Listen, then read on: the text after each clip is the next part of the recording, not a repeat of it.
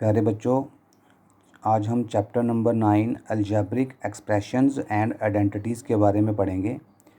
तो इस चैप्टर में सबसे पहले हम ये सीखेंगे कि अलजेब्रिक एक्सप्रेशंस या फिर एक्सप्रेशंस होते क्या हैं।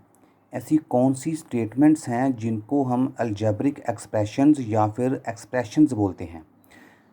Statements formed by joining variable and constants. ऐसी स्टेटमेंट्स जो कांस्टेंट और वेरिएबल को ज्वाइन करने से बनती हैं, ऐसी स्टेटमेंट्स को हम बोलते हैं अलजेब्रिक एक्सप्रेशंस या फिर एक्सप्रेशंस। तो अलजेब्रिक एक्सप्रेशंस को हम कुछ एग्जांपल्स की हेल्प से समझेंगे। तो ये चैप्टर नंबर 9 अलजेब्रिक एक्सप्रेशंस या फिर इसको हम एक्सप्रेशंस भी बोलते हैं। ये मैंने कुछ स्टेटमेंट्स लिखी हुई हैं यहाँ पर। तो ये जो स्टेटमेंट्स हैं इनमें अल्फ़ाबेट्स और न्यूमेरिकल वैल्यूज़ को ज्वाइन करने से ये स्टेटमेंट्स बनी हैं। जो अल्फ़ाबेट यूज़ किए हैं इनको हम बोलते हैं वेरिएबल्स, और जो न्यूमेरिकल वैल्यू है इनको बोलते हैं कांस्टेंट।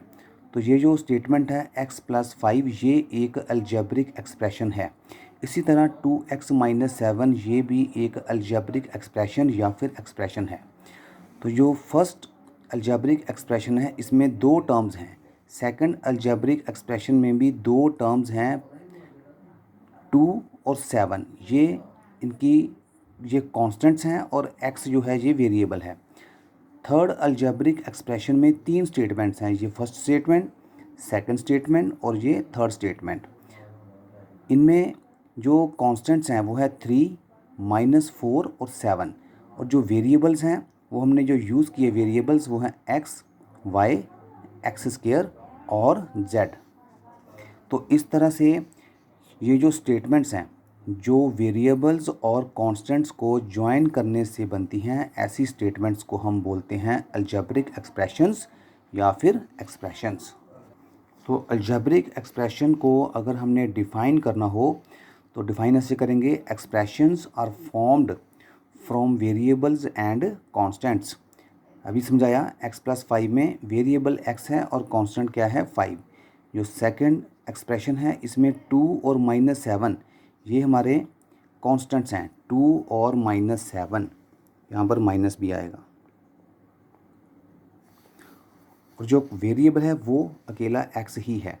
इसी तरह से जो हमारा थर्ड एक्सप्रेशन है इसमें भी हमने वेरिएबल और कांस्टेंट्स को यहाँ पर लिख कर बताया है, अभी आपको मैंने समझाया था। अब हम समझेंगे कि हमारे जो एक्सप्रेशंस हैं अलजेब्रिक एक्सप्रेशन में टर्म्स क्या होती हैं। जैसे ये एक अलजेब्रिक एक्सप्रेशन लिखा, ये अलजेब्रिक एक्सप्रेशन ये 3 टर्म्स वाला अलजेब्रिक एक्सप्रेशन है। तो टर्म्स के हिसाब से हम एक्सप्रेशंस को या अलजेब्रिक एक्सप्रेशंस को अलग अलग तरह से डिफ़ाइन करते हैं। जिस एक्सप्रेशन में सिंगल टर्म्स हों, वन टर्म वाली अलजेब्रिक एक्सप्रेशंस को हम बोलते हैं मोनोमियल्स। जैसे ये सिंगल जो 3y² है ये सिंगल टर्म एक्सप्रेशन है, सिंगल टर्म इसे बोलेंगे मोनोमियल। इसी तरह 4xyz ये भी एक सिंगल टर्म एक्सप्रेशन है, इसको हम क्या बोलेंगे, मोनोमियल।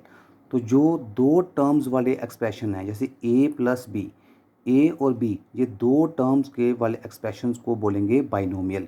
इसी तरह x² y - y² z ये भी दो टर्म्स वाला एक्सप्रेशन है, ये भी एक बाइनोमियल है।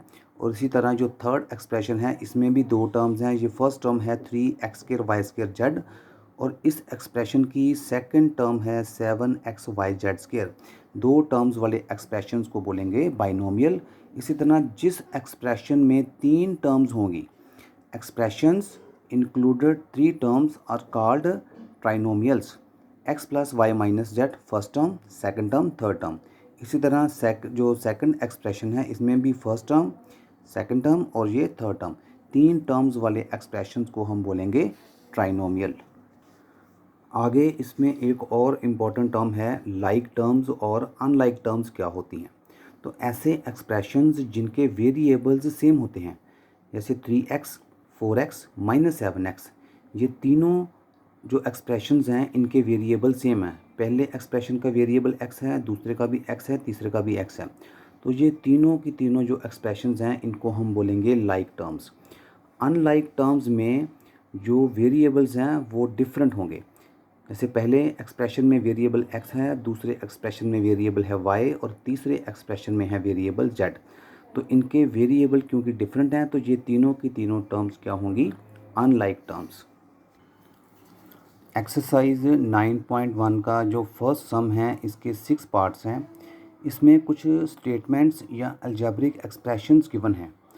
इनमें हमने बताना है कि इनकी टर्म्स कौन कौन सी हैं और उन टर्म्स के जो कोफिशिएंट्स हैं वो बताने हैं।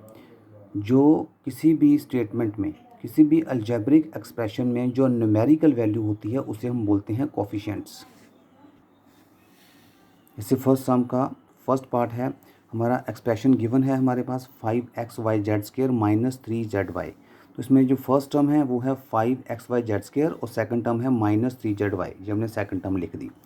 अब कोफिशिएंट हमने बताना है कि फर्स्ट टर्म में कोफिशिएंट कौन है। ये तीनों वेरिएबल्स हैं, वेरिएबल्स के साथ जो न्यूमेरिकल वैल्यू है वही इसका कोफिशिएंट है। तो coefficient of xyz² is 5 and coefficient of zy is -3। इसी तरह सेकंड सम में भी जो एक्सप्रेशन गिवन है इसमें हमने बताना है ये फर्स्ट टर्म है 1, सेकंड टर्म है x और थर्ड टर्म है इसकी x²। 1 का जो कोफिशिएंट है वो 1 ही रहेगा, x का कोफिशिएंट है 1, x² का कोफिशिएंट भी क्या आएगा, 1। इसी तरह थर्ड स्टेटमेंट जो गिवन है हमारे पास 4x² minus 4x² plus z²। First term है 4x², सेकंड टर्म है हमारी -4x² और थर्ड टर्म है z²। इसमें हमने बताना है कि फर्स्ट टर्म का जो कोफिशिएंट है वो कौन सा है। इसमें वेरिएबल है x² और न्यूमेरिकल वैल्यू है 4। तो फर्स्ट टर्म में न्यूमेरिकल वैल्यू क्योंकि 4 है तो x² का कोफिशिएंट होगा 4। इसी तरह सेकंड टर्म में जो न्यूमेरिकल वैल्यू वो है -4, तो सेकंड टर्म में x² z² का कोफिशिएंट होगा -4। थर्ड में z² का कोफिशिएंट क्या है, 1। जहाँ कोई भी कांस्टेंट नहीं होगा वहाँ पर हमने कोफिशिएंट लिखना है 1, तो z² का कोफिशिएंट होगा 1। इसी तरह जो सम नंबर 1 है उसका 4, 5 और 6 पार्ट भी हमने ऐसे ही करना है। उसकी टर्म्स लिखने के बाद हमने उनके कोफिशिएंट्स यानी कि वेरिएबल्स के साथ जो न्यूमेरिकल वैल्यू लगी है वो हमने लिखने हैं। तो 4, 5, 6 आपका होमवर्क है, ये सम आप खुद करेंगे। इसी एक्सरसाइज का सम नंबर 2 है जिसमें हमारे पास कुछ अलजेब्रिक एक्सप्रेशंस या कुछ स्टेटमेंट्स गिवन है। इनमें हमने बताना है कि कौन से अलजेब्रिक एक्सप्रेशंस मोनोमियल हैं, कौन से बाइनोमियल और कौन से हैं ट्राइनोमियल्स, और कौन से ऐसे एक्सप्रेशंस हैं जो ना तो बाइनोमियल हैं, ना ही मोनोमियल और ना ही ट्राइनोमियल्स। अभी हमने सीखा था कि मोनोमियल्स ऐसे एक्सप्रेशंस हैं जिनमें सिर्फ सिंगल टर्म ही होती है। तो 2 ही ऐसे एक्सप्रेशंस हैं जो सिंगल टर्म वाले हैं, तो हमारी मोनोमियल्स होंगी 1000 और PQR। बाइनोमियल ऐसे अलजेब्रिक एक्सप्रेशंस हैं जिनमें 2 टर्म्स होती हैं।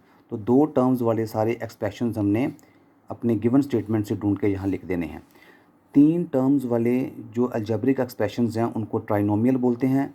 और ऐसे सारे एक्सप्रेशंस अपनी गिवन स्टेटमेंट से ढूंढ के यहाँ लिख दिए हमने।